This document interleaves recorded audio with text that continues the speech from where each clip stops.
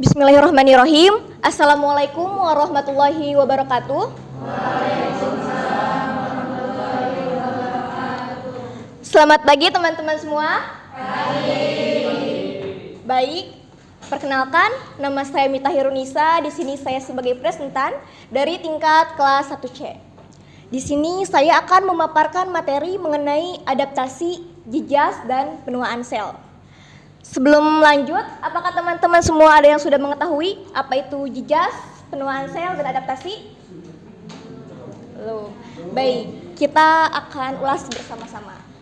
Sebelum ke materi, saya akan memaparkan tujuan saya mempresentasikan judul ini, yakni agar teman-teman semua dapat mengerti dan dapat memahami apa itu jijas, adaptasi, dan penuaan sel.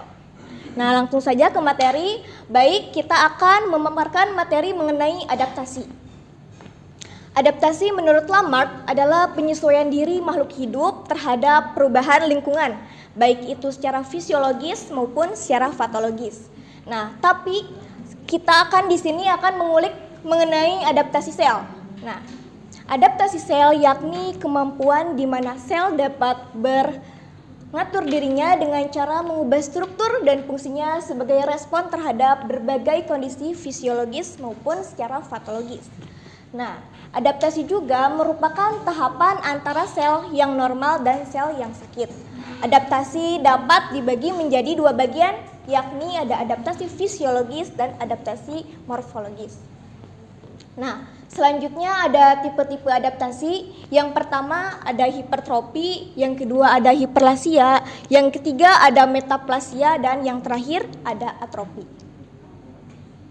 Nah, kita pertama akan mengulik mengenai atrofi. Atrofi adalah proses adaptasi sel di mana sel tersebut mengalami perubahan ukuran sel dari ukuran sel normal menjadi ukuran sel yang lebih kecil. Nah, akibat berkurangnya substansi sel, sehingga jaringan yang disusun oleh sel tersebut menjadi lebih kecil. Atrofi juga dapat disebabkan oleh penurunan beban kerja, hilangnya interfasi saraf, berkurangnya vaskularisasi, nutrisi yang tidak kuat, hilangnya stimulus endokrin, dan juga pada usia lanjut. Nah, misalnya pada atrofi senilis. Nah, pada atrofi senilis merupakan proses normal yang akan terjadi pada setiap individu. Organ tubuh individu usia lanjut akan mengalami pengecilan. Nah, atrofi senilis juga sering kita sebut sebagai atrofi menyeluruh atau general karena terjadi pada seluruh anggota tubuh. Nah, bisa kita lihat ini gambar siapa? Ada yang udah tahu? Nah, siapa? Nah, ini merupakan contoh dari hipertrofi seorang binaragawan yang tenar mungkin pada masanya. Nah, hipertrofi adalah pertambahan besar organ akibat adanya pertambahan ukuran sel pada organ. Nah, hipertrofi ini bertambah atau bertambah besar bukan melainkan karena terjadinya peningkatan cairan, akan tetapi ukuran sel tersebut bertambah besar. Nah, hipertrofi, apa sih hipertrofi itu? Hipertrofi merupakan suatu respon adaptif yang terjadi apabila terdapat peningkatan beban kerja suatu sel. Hipertrofi juga merupakan kebutuhan sel akan oksigen dan zat gizi meningkat, menyebabkan pertumbuhan semakin besar struktur sel. Nah, contohnya bisa kita lihat ya. Ini adalah binaragawan. Nah, contoh hipertrofi yang menguntungkan juga adalah yang terjadi pada jaringan yang terdiri atas sel permanen, misalnya otot, skelet pada bin. Hipertrofi yang bersifat patologis, contohnya ada juga jantung yang dipotong melintang, kapasitas jadi lebih kecil dan kerja jantung menjadi lebih berat. Jadi hipertrofi dapat kita simpulkan bahwa terjadi peningkatan fungsi kerja sehingga sel tersebut mengalami pembesaran. Yang kedua ada hiperplasia. Hiperplasia merupakan suatu kondisi membesarnya alat tubuh atau organ tubuh karena pembentukan atau tumbuhnya sel-sel baru. Yang tadi besarnya bukan karena peningkatan cairan, melainkan sel tersebut dipaksa agar menjadi besar. Nah, pada hiperplasia di sini ada terjadi pembentukan atau tumbuhnya sel baru. Jadi sel ini mengalami besar karena tumbuhnya sel-sel baru.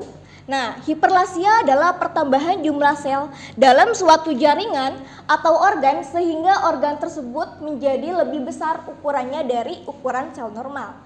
Misalnya pada hiperplasia endometrium yang biasanya terjadi pada kaum wanita, yang terjadi akibat adanya gangguan keseimbangan antara hormon estrogen dan progesteron yang menyebabkan menjadi menstruasi abnormal, yakni menstruasi yang tidak normal. Selanjutnya ada metaplasia. Nah, pada metaplasia adalah perubahan sel dari subtip ke subtip lainnya. Fisiologis pada setiap wanita yang disebut sebagai proses metaplasia karena adanya faktor-faktor resiko yang bertindak sebagai kokarsinogen. Nah, proses metaplasia ini dapat berubah menjadi proses displasia yang bersifat patologis. Aplasia biasanya terjadi sebagai respon terhadap cedera atau iritasi kontinu yang menghasilkan peradangan kronis yang pada jaringan.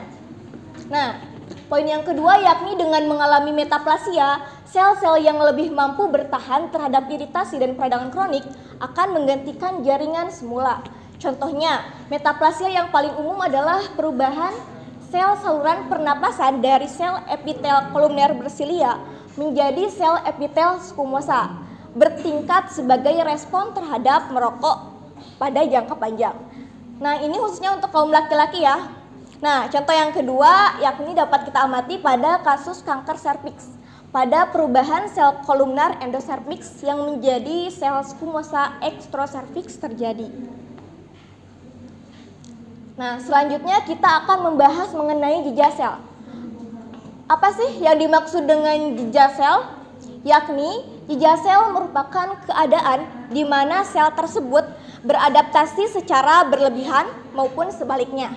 Nah, sel ini tidak memungkinkan untuk beradaptasi secara normal. Setiap sel melaksanakan kebutuhan fisiologik normal yang dikenal dengan istilah homeostatis normal. Homeostatis adalah proses individu yang secara otomatis terjadi untuk mempertahankan tubuhnya. Nah, yang kedua ada bila suatu sel mendapatkan rangsangan atau stimulus patologik secara fisiologik dan morfologik, sel akan mengalami adaptasi, yaitu perubahan sel sebagai reaksi terhadap stimulus dan sel masih dapat bertahan hidup serta mengatur fungsinya. Nah, yang terakhir ada sel yang mati merupakan hasil akhir dari jejas yang biasanya disebabkan oleh iskemia, infeksi, reaksi imun, dan lain sebagainya. Nah, adaptasi, jejas, dan nekrosis dianggap sebagai suatu tahap gangguan progresif dari fungsi dan struktur normal sel. Selanjutnya ada penyebab jejak sel. Yang pertama ada hipoksia atau lebih kita kenal dengan kekurangan oksigen. Yang pertama ada daya angkut oksigen berkurang, contohnya anemia, kekurangan darah, keracunan CO, gangguan pada sistem respirasi, gangguan pada arteri, aterosklerosis. Yang kedua ada jejak fisik yakni trauma mekanis, ruptura sel, dislokasi intraseluler. Yang kedua ada perubahan temperatur atau misalkan dia itu mengalami kedinginan atau terlalu kepanasan sehingga sel tersebut mengalami jejas ataupun cedera. Yang ketiga ada perubahan tekanan atmosfer. Yang keempat ada radiasi. Dan yang poin ketiga ada jejas kimiawi. Ada glukosa dan garam-garam dalam larutan hipertosis yang dapat menyebabkan gangguan homeostatis cairan dan elektrolit. Oksigen dalam konsentrasi tinggi, zat kimia, alkohol, dan narkotika. Dan yang terakhir ada agen biologik, virus, bakteri, fungi, dan parasit. Nah, di sini semua adalah penyebab jejak sel itu dapat terjadi. Nah, di sini ada jenis-jenis jejak sel. Tadi kan sudah mengetahui teman-teman semua bahwa jejak sel itu adalah cedera pada sel, intinya begitu. Nah, jejak sel ini terbagi menjadi dua jenis. Yang pertama ada jejas reversible atau jejas tersebut akan kembali normal kepada semula. Yang kedua ada jejas irreversible, yakni jejas yang berujung pada kematian sel. Nah, contohnya degenerasi hidropik.